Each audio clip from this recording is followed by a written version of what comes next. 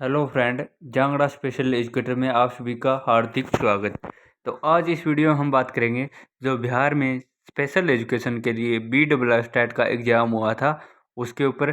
तो आगे की आपको प्रोसेस से पता लग गई होगी, जो है रजनीश कुमार जी ने दे दी है और जो है हमारे न्यूज़पेपर में भी आ चुकी है और जो मीडिया में भी खबर भी आ चुकी है। जो आप बिहार 18 पर आप झारखंड जो एजुकेशन है आप वहाँ पर जाकर देख देख सकते हैं, और जो है दैनिक जागरण अखबार में है वो आप देख सकते हैं। और जो पत्रकारिता में है रजनीश, उसने भी आपको अपडेट दे दी है। अगर आपको पता नहीं लगा है तो आपको मैं दोबारा बता देता हूँ एक बार कि आपका जो है सेकंड एग्ज़ाम होगा, इस एग्ज़ाम के आधार पर आपकी मेरिट नहीं बनेगी। और सेकंड एग्ज़ाम में आपका सिलेबस पर जो है, जो नॉर्मल टीचर का सिलेबस है वो आपका सिलेबस नहीं रहेगा, आपका सिलेबस भी अलग से आएगा। और जिस प्रकार DSSB स्पेशल एजुकेशन में स्पेशल एजुकेशन के 100 क्वेश्चन अलग से आते हैं, उसी प्रकार आपका स्पेशल एजुकेशन का अलग से पार्ट होगा। और साथ में जो है शिक्षण विधि और जो है करंट अफेयर्स और बिहार से जुड़ी अन्य जो है बुक्स NCERT SCERT की बुकों से आपके क्वेश्चन आएंगे। तो सबसे अहम रोल रहेगा स्पेशल एजुकेशन का जो है पार्ट। कुछ लोगों को अभी ये भी पता नहीं है कि स्पेशल एजुकेशन में किस प्रकार के क्वेश्चन आते हैं, क्योंकि आपको पता है हर राज्य में स्पेशल एजुकेशन की वैकेंसी अलग से नहीं होती है। और अलग से एक या तो DSSB स्पेशल एजुकेशन में होती है, वहाँ पर उसका सिलेबस होता है, उसी के सिलेबस के अकॉर्डिंग क्वेश्चन आते हैं। और या अभी जो है चंडीगढ़ स्पेशल एजुकेशन का पेपर हुआ था, उसमें स्पेशल एजुकेशन के जो है सिलेबस दिया हुआ था कौन कौन से टॉपिक है। तो आज हम जितने भी टॉपिक है स्पेशल एजुकेशन के वो बताएंगे, और साथ में स्पेशल एजुकेशन के जो क्वेश्चन है वो भी हम हल करेंगे। और आपका अब हम बता देते हैं कि सेकंड एग्ज़ाम की विज्ञप्ति आपकी अक्टूबर चल रहा है, नवंबर के एंड तक आपकी सेकंड एग्ज़ाम की जो विज्ञप्ति है वो जारी हो जाएगी। ये खबर आपके सामने आ चुकी होगी। अगर नहीं पता है तो हमारा पिछला वीडियो आप देख सकते हैं, उसमें सब कुछ आपको बताया हुआ है। और जो है साथ में ये भी बताया है कि 1 से 5 तक आपको पता है 5,534 सीटें हैं, 6 से 8 तक 1,745 सीटें हैं। दोनों के लिए जो है स्पेशल एजुकेशन का अलग से जो है सिलेबस है बनाया जाएगा, और अलग से आपकी वैकेंसी होगी। जो TRE 4 है उससे अलग वैकेंसी आपकी होगी, तो अलग से वैकेंसी होगी। और स्पेशल एजुकेशन के कौन कौन से आपके टॉपिक रहेंगे, स्पेशल एजुकेशन का बहुत ही अहम रोल रहेगा। अगर आप स्पेशल एजुकेशन में अच्छा स्कोर कर पाते हैं तो आप एक गवर्नमेंट जॉब या टीचर बन जाएंगे। तो इस वीडियो में हम स्पेशल एजुकेशन के जो क्वेश्चन है उस पर जो है पुराने पेपर ओल्ड क्वेश्चन पेपर से बार बार क्वेश्चन, आपको पता है स्पेशल एजुकेशन में स्मिथ मैटर होता है, वही टॉपिक होते हैं सेम, और बार बार क्वेश्चन उसी से जो मैटर है उसी से क्वेश्चन बार बार आते हैं। हम पुराने पेपर है, जो जितने भी पुराने क्वेश्चन पेपर हुए हैं, हम उस सभी क्वेश्चन पेपरों का हल करेंगे। और हल करने के बाद आपको पता लग जाएगा क्वेश्चन है जो बार बार क्वेश्चन है एग्जाम में रिपीट होते हैं, और वही क्वेश्चन आपको स्पेशल एजुकेशन जो BEE है सेकंड एग्जाम में आपका जो है पैटर्न और सिलेबस यही रहेगा। क्योंकि स्पेशल एजुकेशन में स्मिथ जो है सिलेबस होता है, वही क्वेश्चन बार बार रिपीट होते हैं, ज़्यादा कोई आपका मैटर नहीं है। लेकिन अगर आपने कभी भी स्पेशल एजुकेशन के बारे में पढ़ा नहीं है तो बहुत ही आपको डिफ़िकल्ट सिलेबस है आपका, बहुत अच्छे लेवल के क्वेश्चन आपके आते हैं। आपको मैं स्पेशल एजुकेशन के जो है पेपर हल करेंगे, अब हम लगभग 15 से 20 क्वेश्चन हल करेंगे। अगर आपका अच्छा रिस्पॉन्स आया इस वीडियो पर तो हम जितने भी स्पेशल एजुकेशन के पेपर हुए PRT TGT DSSB special education सभी पेपर हल करेंगे। और अगर इस वीडियो पर अच्छा रिस्पांस नहीं है, वीडियो को अभी तक आपने लाइक नहीं किया है तो लाइक कर देना। जितने भी ज़्यादा आपके लाइक आएंगे अच्छे कमेंट आएंगे। अगर आप चाहते हैं कि सभी क्वेश्चन पेपर हल करवाए जाएं तो आप कमेंट बॉक्स में यस ज़रूर लिख देना, और इसी प्रकार की श्रृंखला आगे भी जारी रहेगी। आज ये पहला वीडियो है मेरा स्पेशल एजुकेशन के क्वेश्चनों का, और साथ में आपको सिलेबस भी दिखाया जाएगा कि कौन कौन से टॉपिक रहने वाले हैं। पहले हम सिलेबस देखेंगे, उसके बाद है जो TGT का पेपर है उसमें 90 क्वेश्चन स्पेशल एजुकेशन के आए थे, उसमें से हम 15 से 20 क्वेश्चन हल करेंगे। और उसके आगे जो है कंटिन्यू हमारे वीडियो आते रहेंगे। अगर आपका इस वीडियो पर अच्छा रिस्पॉन्स आया तो अभी तक वीडियो को लाइक नहीं किया है तो वीडियो को लाइक कर देना और वीडियो को ज़्यादा से ज़्यादा दोस्तों के पास शेयर करना। इसी प्रकार आपके जो BEE एग्ज़ाम होगा, इसी प्रकार आपके यही टॉपिक रहेंगे और यही क्वेश्चन आपको देखने को मिलेंगे। बार बार क्वेश्चन रिपीट होते हैं, उससे मिलते जुलते भी क्वेश्चन रिपीट होते हैं। जिस प्रकार PRT में क्वेश्चन पेपर आया था, उसी प्रकार TGT में जो क्वेश्चन है लगभग 10 से 12 क्वेश्चन फिर रिपीट हो जाते हैं।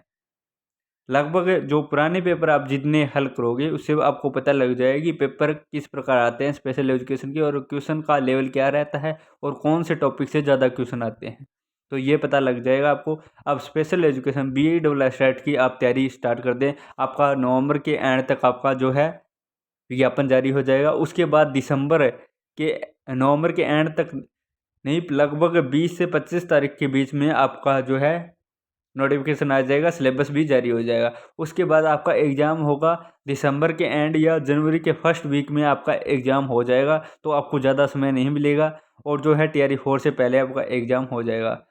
अभी से आप BE स्टेट के सेकेंड एग्ज़ाम की तैयारी स्टार्ट कर दें। स्पेशल एजुकेशन का अलग से पोर्शन रहेगा, आपको पता लग जाएगा। अब हम सिलेबस पर बात करते हैं, कौन कौन से स्पेशल एजुकेशन में टॉपिक रहते हैं। तो सबसे पहले ये आप देख सकते हैं, ये टॉपिक है जो है चंडीगढ़ स्पेशल एजुकेशन में जो एग्ज़ाम हुआ था PRT TGT दोनों के ये टॉपिक थे। ये कॉमन टॉपिक है जो DSSB में है, यही टॉपिक DSSB स्पेशल एजुकेशन में है। यही टॉपिक आपके जो चंडीगढ़ स्पेशल PRT TGT दोनों में उसमें 90 क्वेश्चन आए थे, और DSSB में आपको पता है स्पेशल एजुकेशन के 100 क्वेश्चन आते हैं। और KVS का आगे एग्ज़ाम होगा तो यही टॉपिक KVS में रहेंगे। सभी जितने भी स्पेशल एजुकेशन के एग्ज़ाम है टॉपिक वही रहते हैं, बस क्वेश्चन चेंज होते हैं। अब देखते हैं हम टॉपिक कौन कौन से हैं। विशेष शिक्षा से संबंधित पर्सन, जिसमें समावेशी शिक्षा पर आधारित पर्सन शामिल होंगे, जिसमें शिक्षण पद्धति। पहला टॉपिक है आपका सभी विकलांगता वाले बच्चों का परिचय एवं विशेषता।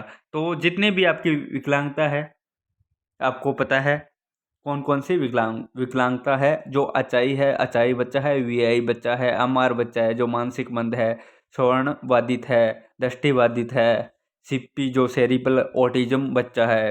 तो इस प्रकार जितने भी कैटेगरी में जो है बच्चे हैं जो मल्टीपल डिसेबिलिटी में है, बहु विकलांगता है बच्चों को, तो जितने भी है प्रकार के बच्चे हैं उसके ऊपर जो है परिचय और विशेषता, उसके बारे में कुछ भी, जैसे ऑटिज्म बच्चे का आपको दे दिया कि ऑटिज्म बच्चे में कौन कौन सी विशेषता होती है, उसमें से नहीं है ऐसे भी पूछ सकता है, कौन सी है कौन सी नहीं है। सभी आपको जितने भी है विशेषता आपको ध्यान में रखता है। जैसे आपसे पूछ लिया कि ऑटिज्म बच्चे की आपको विशेषता कौन कौन सी है, तो ये पूछ लिया।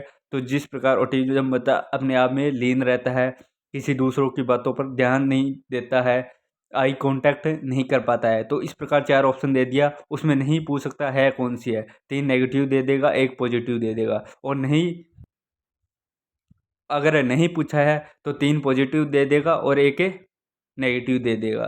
तो नेगेटिव वाला आपको बताना है नहीं में। तो इस प्रकार क्वेश्चन आते हैं। अब सेकंड टॉपिक रहेगा आपका सभी विकलांगताओं वाले बच्चों का मूल्यांकन।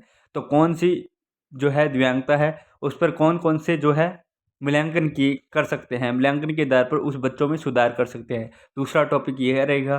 तीसरा टॉपिक आपका रहेगा, ये कॉमन टॉपिक है सभी स्पेशल एजुकेशन के लिए। आगे तीसरा टॉपिक हम देखते हैं, बच्चों को बढ़ाने के लिए पाठ्यक्रम विकास अनुकूलन संशोधन। तीसरा टॉपिक ये रहेगा आपका। चौथा टॉपिक आपका समावेशी व्यवस्था में विकलांग बच्चों को बढ़ाने के लिए शिक्षण दृष्टिकोण। तो ये टॉपिक आपका इम्पोर्टेंट है क्योंकि वर्तमान में समावेशी शिक्षा प्रणाली चल रही है। इससे लगभग जो है PRT का और TGT का पेपर हुआ था, उसमें 10 से 15 क्वेश्चन इसी एक टॉपिक में से आया था। तो आपको आगे क्वेश्चन दिखा दूंगा, आपको पता लग जाएगा कौन से टॉपिक से क्वेश्चन बार बार ज़्यादा रिपीट हो रहे हैं। समावेशी शिक्षा है वर्तमान में चल रही है, सभी जो है नॉर्मल बच्चों के साथ है विशेष आवश्यकता वाले बच्चों को पढ़ाना, उसे बोलते हैं हम समावेशी शिक्षा। आगे हम देखते हैं, अगला पॉइंट है हमारा जो है उभरते भारतीय समाज में शिक्षा और स्कूल प्रशासन सभी विकलांगताओं के लिए। तो ये टॉपिक भी इम्पोर्टेंट है, इसमें से बहुत क्वेश्चन रिपीट हुए थे। अगला टॉपिक है प्राथमिक समावेशी स्कूल में शिक्षण के तरीके, कौन से जो है तरीके हैं पढ़ाने को बच्चे को। तो अगला टॉपिक देखते हैं, सीखने का सार्वभौमिक डिजाइन। ये भी इम्पोर्टेंट टॉपिक है, सभी जितने भी टॉपिक है इम्पोर्टेंट टॉपिक है ये, इससे बार बार क्वेश्चन रिपीट होते हैं। आगे अगला पॉइंट है आपका विकलांग बच्चों के पुनर्वास में परिवार और समुदायों की भूमिका। अगर आपने जो है जेबीटी या डीएड या बीएड किया है स्पेशल एजुकेशन से, तो अगर आपने अच्छे से स्कूल में या कॉलेज में जाकर आपने जो शिक्षा ग्रहण की है उससे आपको 80 से 90 क्वेश्चन उससे ही मिलेंगे, आप आसानी से कर जाएंगे, क्वेश्चन उससे ही आते हैं। क्योंकि वर्तमान में है जिस प्रकार आप डिग्री या डिप्लोमा कर रहे हैं, नॉन कॉलेज कर रहे हैं, पेपर देने जाते हैं, तो उससे आपको ज़्यादा जानकारी नहीं रहती है स्पेशल एजुकेशन के लिए। तो ये बहुत इंपॉर्टेंट टॉपिक है, वो ही कर पाएगा जो रेगुलर कॉलेज गया है और जो रेगुलर पढ़ाई की है। आगे हम देखते हैं, अगला पॉइंट रहेगा सभी विकलांग बच्चों के लिए व्यक्तिगत शैक्षणिक कार्यक्रम। ये कार्यक्रम रहेंगे। शिक्षण अधिगम सामग्री की तैयारी, ये टॉपिक रहेगा। और विकलांग बच्चों को पढ़ाने के लिए सूचना और प्रौद्योगिक स्रोत, ये भी इम्पोर्टेंट है। क्योंकि वर्तमान में जिस प्रकार की जो है टेक्निकल आ गए हैं, प्रोग्राम आ गए अलग अलग, जो है जिस प्रकार टीवी के माध्यम से, फ़ोन, स्मार्टफोन, तो प्रौद्योगिक है, आईसीटी है, उसके अंतर्गत बच्चों, दिव्यांग बच्चों के लिए बढ़ाने के लिए अलग अलग जो उपकरण यंत्र आए हैं उस पर बहुत ज़्यादा क्वेश्चन पूछते हैं बोर्ड वाले। अगला टॉपिक है समूहिक शिक्षण और संसाधन कक्ष की स्थापना और सहयोगात्मक शिक्षण। ये टॉपिक भी इम्पोर्टेंट है। नियमित समावेशी स्कूल में अध्यापन। फिर उसके बाद है विकलांग बच्चों की शिक्षा और व्यवहारिक सहायता, ये भी टॉपिक इम्पोर्टेंट है। विकलांग बच्चों में मनोवैज्ञानिक, सामाजिक और पारिवारिक मुद्दे, और विशेष शिक्षा और समावेशी शिक्षा में क्रियात्मक अनुसंधान और उपयोग, ये टॉपिक है आपके इम्पोर्टेंट। अब आपको पता लग गया होगा कौन कौन से टॉपिक से क्वेश्चन आते हैं। इससे जितने भी टॉपिक है इससे क्वेश्चन आपके 100% आते हैं। यही टॉपिक आपको BEE के सेकंड एग्जाम में आपको देखने को मिलेंगे। तो अब हम सेकंड एग्जाम के लिए हम क्वेश्चन पेपर हल करेंगे। जितने ज़्यादा आपके रिस्पॉन्स अच्छा आएगा इस वीडियो पर, जितने ज़्यादा कमेंट आएंगे, जितने ज़्यादा लाइक आएंगे, तभी आगे का वीडियो हम अपलोड करेंगे और आगे के जो क्वेश्चन है, पेपर है, सभी हल करवाएंगे। अगर आपके रिस्पॉन्स अच्छा नहीं है, वीडियो पर लाइक नहीं है, तो आगे जो पेपर है आपका हल नहीं करवाया जाएगा। आप अपने हिसाब से कोई बुक ले लेना और पढ़ लेना।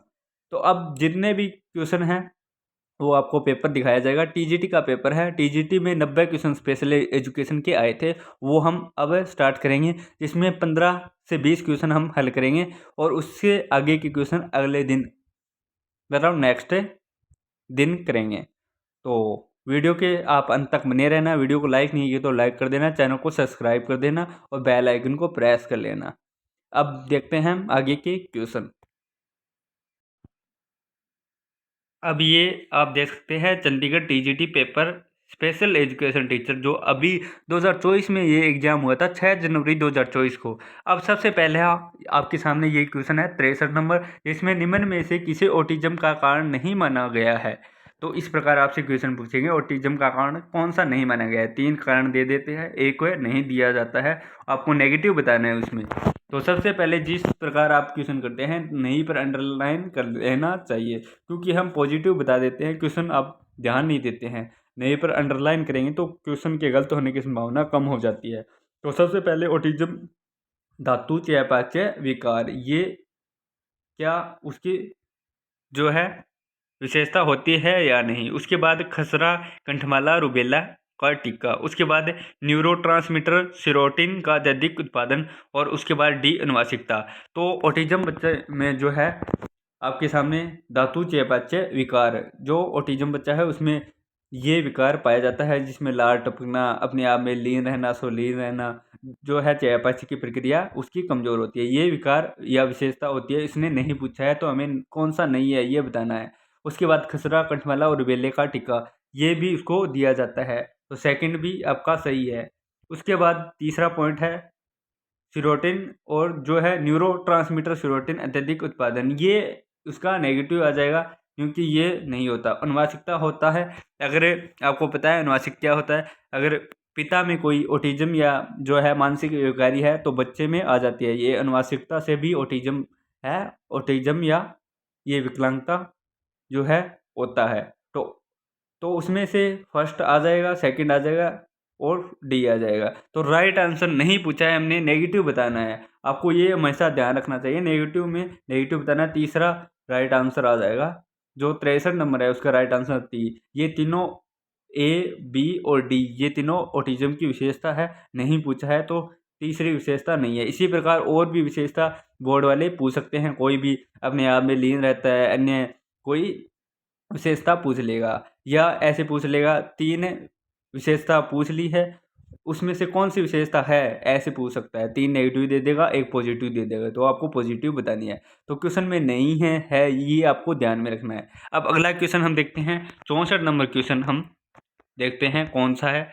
जिस प्रकार का मूल्यांकन विशेष अवस्था वाले बच्चों की पहचान करता है, किस प्रकार का मूल्यांकन विशेष अवस्था वाले बच्चों की पहचान करता है। आपको बताना है कि जो स्पेशल बच्चे होते हैं उसमें कौन सी जो है विशेषता का पहचान करता है, जिसमें ऑप्शन नंबर ए योगात्मक मूल्यांकन, ऑप्शन नंबर बी निर्माणात्मक मूल्यांकन, ऑप्शन नंबर सी डायग्नोस्टिक है मूल्यांकन, और ऑप्शन नंबर डी है निरंतर मूल्यांकन। तो विशेष अवस्था वाले बच्चों के लिए आपको योगात्मक मूल्यांकन कौन सा होता है, आपको सभी है जो आपको बता देता हूँ। योगात्मक मूल्यांकन जो सत्र के एंड में किया जाता है, जिस प्रकार आपके जो किताब में चैप्टर है तो वो कंप्लीट करवाने के बाद में आपको सभी का जो मूल्यांकन किया जाता है, जिस प्रकार वार्षिक परीक्षा होती है आपकी, तो वो होता है योगात्मक मूल्यांकन, सत्र के एंड में किया जाता है। और निर्माणात्मक मूल्यांकन होता है जो कक्षा के बीच में किया जाता है, बीच बीच में जैसे 2 चैप्टर करवा दिए तो उसके बाद आपका मूल्यांकन हो गया, तो ये होता है निर्माणात्मक मूल्यांकन। और डायग्नोस्टिक मूल्यांकन है बच्चों की जांच कर और उसके बाद उसका उपचार करना, ये होता है। तो विशेष अवस्था वाले बच्चे में कौन सी कमी है, कौन सी जो है मानसिक मानता है, जिस प्रकार एक आईडी बच्चा है तो उसमें माइल्ड, मॉडरेट और सीवियर प्रोफाउंड, तो उसमें जो है पहले हम कैटेगरी का पहचान करेंगे किस प्रकार का ये बच्चा है, माइल्ड है, मॉडरेट है, सीवियर है, उसके बाद हम उसका जो है उपचार करेंगे, तभी वो बच्चा हो पाएगा सही। तो इस प्रकार है, इस क्वेश्चन का राइट आंसर हमारा आ जाएगा डायग्नोस्टिक मूल्यांकन।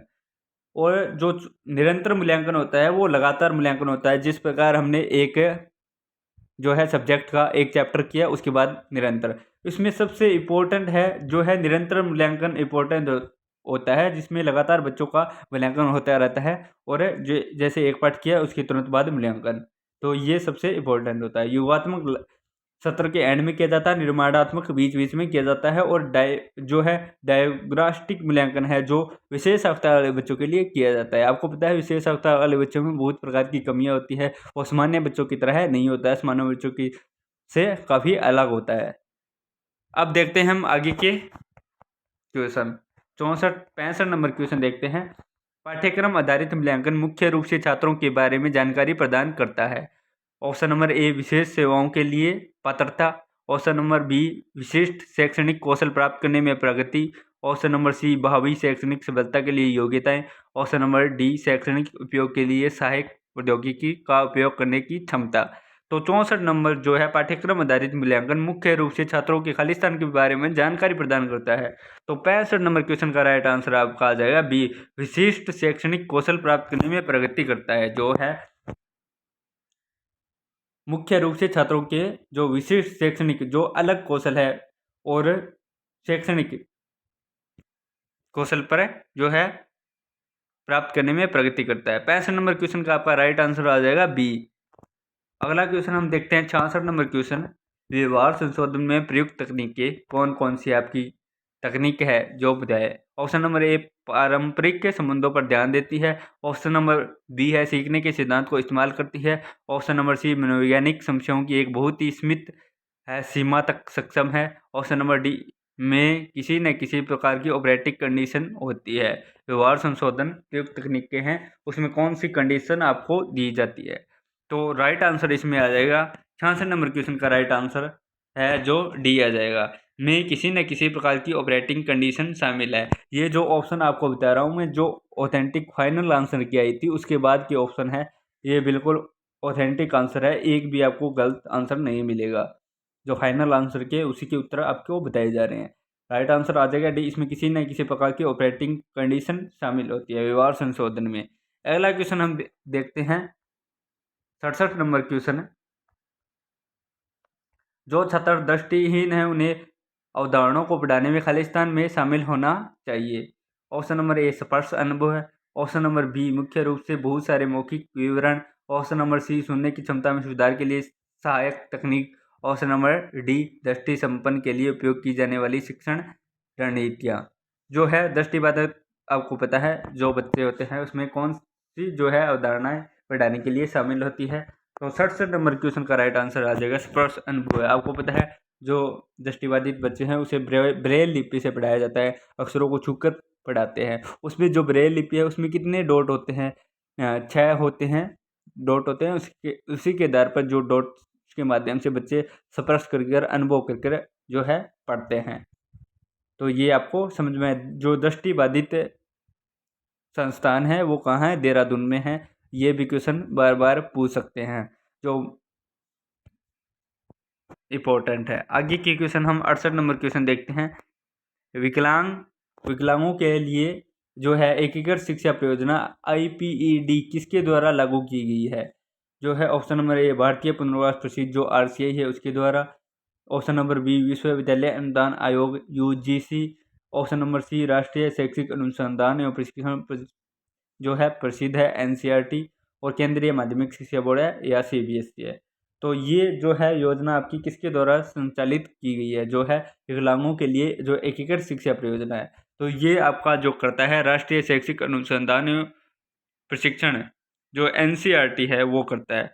अब जो RCI है भारतीय पुनर्वास प्रसिद्ध, इससे भी आपको पता है जो दिव्यांगों के लिए जो है कार्य कर रहा है। उसमें आपका जो कोर्स है DED BEd ये RCI ही करवाता है। उससे संबंधित भी क्वेश्चन आपको RCI की स्थापना कब हुई? 1992 में आपको ध्यान में होना चाहिए। इस प्रकार क्वेश्चन भी आते हैं, ये भी क्वेश्चन आया हुआ है बोर्ड में कि RCI की स्थापना कब हुई है, RCI के मुख्य कार्य कौन कौन से होते हैं, कौन कौन सी विशेषता होती है, कितनी इसमें समिति अध्यक्ष कौन है, इसका समिति कितनी है, कौन कौन सी दिव्यांगता आती है।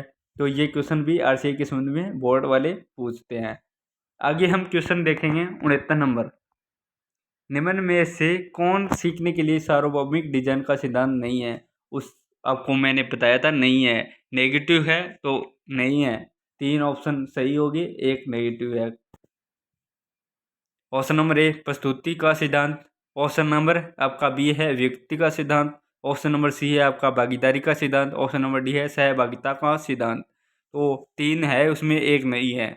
जो सार्वभौमिक डिजाइन है उसमें कौन कौन से सिद्धांत कार्य करते हैं? उसमें आपके जो है 69 नंबर में जो राइट आंसर आ जाएगा भागीदारी का सिद्धांत। ये भागीदारी का सिद्धांत नहीं होता है, उसमें 3 ही सिद्धांत होते हैं। प्रस्तुति का सिद्धांत होता है, व्यक्ति का सिद्धांत होता है और सहभागिता का सिद्धांत होता है। ये 3 सिद्धांत होते हैं, एक सिद्धांत ये जो है भागीदारी का सिद्धांत नहीं होता। नेगेटिव पूछा है तो नेगेटिव आ गया। राइट आंसर सी आ जाएगा 69 नंबर का। अगला क्वेश्चन 70 नंबर क्वेश्चन देखते हैं। गंभीर दृष्टि वाले छात्रों को शामिल करने के लिए निम्न में से कौन सी एक प्रभावी शिक्षण रणनीति नहीं है? तो ये नहीं है ये क्वेश्चन बहुत ज़्यादा बार बार रिपीट होते हैं। आप गलती कर जाते हैं कि सही पूछा है या नेगेटिव पूछा है, तो अंडरलाइन कर लेना चाहिए। तो आगे क्वेश्चन इसका ऑप्शन नंबर ए देखते हैं। दृष्टात्मकता देने के लिए कंप्यूटर का उपयोग करना चाहिए। ऑप्शन नंबर बी फेल्ट किताब और फेल्ट बोर्ड। और ऑप्शन नंबर सी 3 आयामी मानचित्र और चार्ट। और ऑप्शन नंबर डी है आपका साफ और स्पष्ट बोलना। तो 70 नंबर क्वेश्चन का राइट आंसर आ जाएगा जो गंभीर दृष्टि दोष वाले छात्र हैं जिसमें दृश्यात्मकता देने के लिए कंप्यूटर का उपयोग किया जाता है। तो ये जो है विकलांग वाले बच्चे हैं उसके लिए जो है शिक्षण उपकरण है जो पाठ्यक्रम है, इससे आपको पता लग गया होगी कि कितने क्वेश्चन आते हैं। मैंने आपको बताया था इससे 2-3 क्वेश्चन अभी आ चुके हैं 10 क्वेश्चनों में। तो जो टॉपिक इम्पोर्टेंट था उसमें ज़्यादा क्वेश्चन आते हैं। अगला क्वेश्चन हम 71 नंबर क्वेश्चन देखते हैं। 71 नंबर क्वेश्चन में क्या पूछा है? 71 नंबर फ्राइड के जो है मनोविश्लेषणात्मक सिद्धांत के अनुसार सुपर ईगो की क्या भूमिका है? सुपर ईगो जो फ्राइड ने जो सिद्धांत दिया मनोविश्लेषणात्मक का, उसमें जो आपको बताया गया था 3 जो कैटेगरी दी, इड, ईगो और सुपर ईगो। तो आपको पूछा है सुपर ईगो की क्या भूमिका है? 71 नंबर क्वेश्चन में हम देखते हैं। पहला ऑप्शन है यह नियमों और निषेधों को स्थापित करता है। यह बताता है कि हमें जो है आईडी अभियोगों को खत्म करने के लिए अपराध बोध का उपयोग करके क्या करना चाहिए। ऑप्शन नंबर बी है यह अवास्तविक आईडी और बाहरी वास्तविक दुनिया के बीच मध्यस्थता करता है। ऑप्शन नंबर सी है आपका, ये आईडी की मांगों को पूरा करने के लिए यथार्थवादी तरीका अपनाता है। ऑप्शन नंबर डी है, यह तत्काल संतुष्टि की मांग करता है। तो फ्राइड है जो है राइट आंसर 71 नंबर क्वेश्चन का ऑप्शन नंबर ए आ जाएगा। उसमें से जो 3 जो है कैटेगरी दी, id, ego, super ego. Super ego की ये भूमिका होती है आपके सामने कि यह नियमों और निषेधों को स्थगित करता है।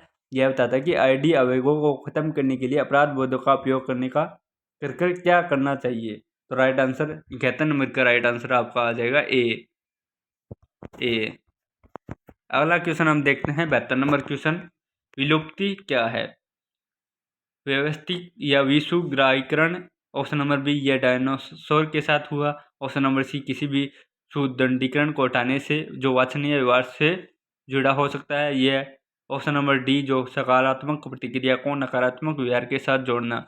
विलुप्ति होती है आपको पता है जिस प्रकार खत्म हो रहे हैं जो डायनासोर। तो राइट आंसर आपका 72 नंबर डी में आ जाएगा। साथ में ये भी पूछ सकता है बोर्ड वाले कि जो है विलुप्त प्रजाति की कौन सी जो है बुक में हम रिकॉर्ड करते हैं। तो है उस बुक का नाम है रेड डाटा पुस्तक। जो विलुप्त हो चुके हैं उसे रेड डाटा बुक में हम समाहित करते हैं।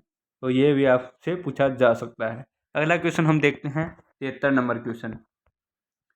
73 नंबर क्वेश्चन में है, दिव्यांग व्यक्ति को अधिकारों पर संयुक्त राष्ट्र सम्मेलन किस वर्ष आयोजित किया गया था।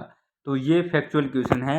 इस प्रकार के क्वेश्चन बहुत ज़्यादा क्वेश्चन रिपीट होते हैं। तो आपको अब पता लग गया होगी कि स्पेशल एजुकेशन में किस प्रकार के क्वेश्चन आते हैं। इस प्रकार के क्वेश्चन बहुत ज़्यादा आते हैं। तो आगे भी बहुत सारे ऐसे क्वेश्चन हैं। वीडियो को अभी तक लाइक नहीं किया तो लाइक कर देना और चैनल को सब्सक्राइब कर लेना। तो ऑप्शन नंबर ए है 13 दिसंबर 2004 को। ऑप्शन नंबर बी है 13 दिसंबर 2005 को। ऑप्शन नंबर सी है 13 दिसंबर 2006 को। ऑप्शन नंबर डी है 13 दिसंबर 2009 को। तो 73 नंबर क्वेश्चन का राइट आंसर आपका आ जाएगा 13 दिसंबर 2006 को। ये फैक्चुअल क्वेश्चन है, आपको याद रखना पड़ेगा। तो आज हम इतने ही क्वेश्चन करेंगे। वीडियो अगर आपको पसंद आया है तो आगे की श्रृंखला आप अगर चलवाना चाहते हैं, अगर आप इस वीडियो पर अच्छा रिस्पांस देंगे, अभी तक वीडियो को लाइक नहीं किया तो लाइक कर देना और चैनल को सब्सक्राइब कर लेना और वीडियो को ज़्यादा से ज़्यादा दोस्तों के पास शेयर करना। अगर आप चाहते हैं कि आगे की श्रृंखला है जो क्वेश्चनों की है स्टार्ट और क्वेश्चन स्टार्ट होने चाहिए, तो आप कमेंट बॉक्स में अपनी प्रतिक्रिया जरूर दें। आपको क्लास कैसी लगी, अच्छा या बुरा, जो भी आपके मन में लगे वो आप कमेंट बॉक्स में ज़रूर बताना। अगर क्वेश्चनों की श्रृंखला आप आगे चलवाना चाहते हैं तो कमेंट बॉक्स में यस या नो आप प्रतिक्रिया जरूर दें। तो मिलते हैं हम नेक्स्ट वीडियो में, तब तक आपके लिए जय हिंद जय भारत।